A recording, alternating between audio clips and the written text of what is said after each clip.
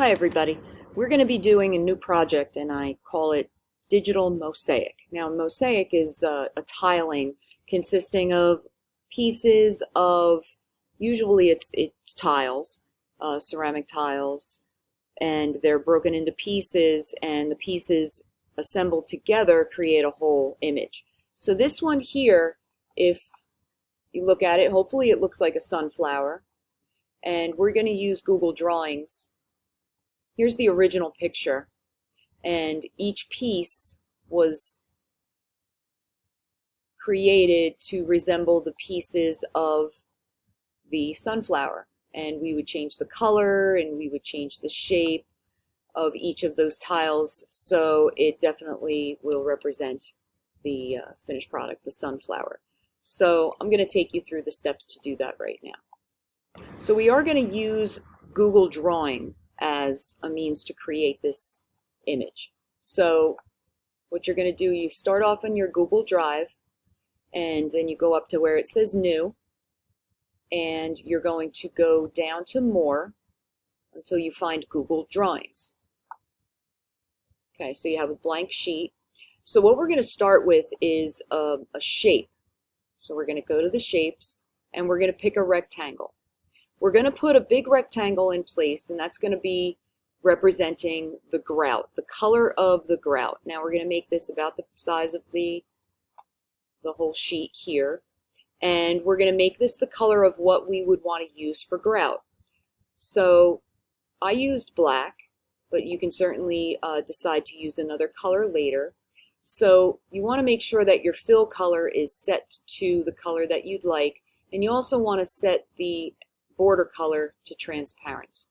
Okay, so now we're going to find an image that we're going to be using. So my suggestion is to use something from nature. Now if you have already something uploaded, you're going to click on image here on upload, and if you have it already uploaded from the computer, that's fine. You can go into your downloads. You might have saved something already in your drive, but if you didn't decide on something yet, you can literally hit that magnifying glass and search from the web. So you can go ahead and start searching. So if you have something in mind, you can find a search using this. Stay away from clip art. You want to find a photo, and you want to make sure that the photo is, the subject is nice and big with nice large areas. So something like this would be probably lovely. So let me insert it. Okay, so it's at this point, if you wanted to crop this out a little bit, if you wanted to resize it, to resize, you can just drag the corners. You don't want to squish it. You don't want to make it squished down or fat, so, or elongated. You want to keep the proportion the same. But if you want to get rid of the background a little bit, you want to come in a little bit, you can hit the crop tool and drag these black bars in so you can get rid of some of the unnecessary stuff if you want to come in a little bit closer. Hit return. So it allows you to make it a little bit bigger. My suggestion to you is to leave some of the grout or this background a little on the edge so it's easy to access if you need to change the color. Okay, so now we're going to start with our tiles, with our pieces. So you're going to go to line. This is the tool we're going to use. We're going to use this Polyline. Okay, we're going to be jumping from Polyline and we'll be going back to select. We'll be going back and forth here. So we're going to first select the Polyline, and then you're going to zoom in to an area that you want to work with.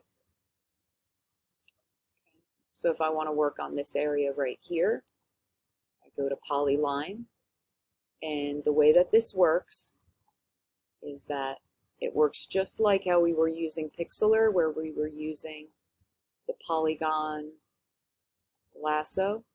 Every time you click, it'll give you a different angle. So I'm just clicking on this. It's very important trying to avoid double clicking, because when you double click, it'll finish off that shape for you before you're even done. So you get to the end. So this filled the color, and it also put an outline around it. You can find these two options right up here: fill color and border color. You don't want a border, so you always make it transparent. And the fill color is going to be matching the color that you had before. So sometimes when you're especially when you're zoomed in, you can move your image around a little bit for when this window pops up, so it's not in your way. So we're going to find something. This was the same color as right over here, so you're going to find something the same color. Now if you want to find more of a variety, you can hit the plus sign and you can select the color from a much more of a variety right here. Okay, so once you think you have it a good shape and a good color, you can start again to a different area. Make sure you're on Polyline.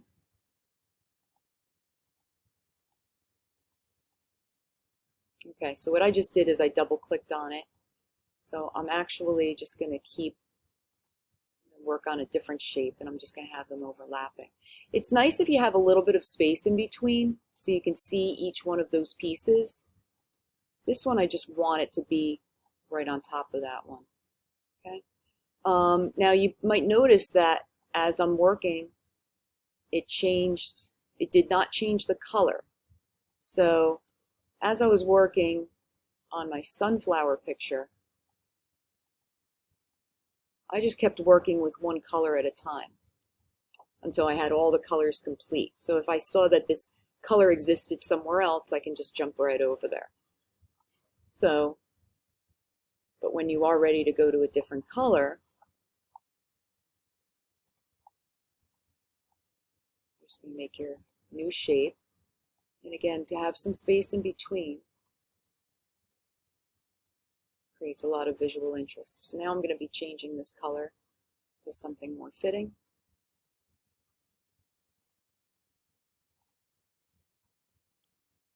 I'm going to go to custom, and I'm going to find something a little bit more yellow. That's good.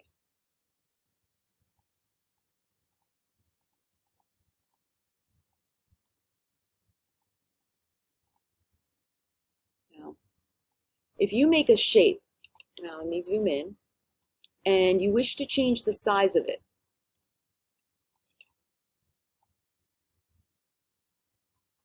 what you can do, that you can double click on this shape here, go to the Polyline. If you double click, instead of having that bounding box, it gives you these points that you can stretch. So you can move them. You can also make it bigger and smaller as you'd like. But when you double click, that will allow you to move these little points individually until it's the shape that you're looking for. So to be honest with you, you really can't get too intricate with this. I do advise you to have spaces in between. So if my ground's black, if I just allow that to be black in between, that's fine. But if I had it as a different color, I may want to go with a small black line in between here. So, and now as you're working, you can kind of watch your progress and see how you're doing.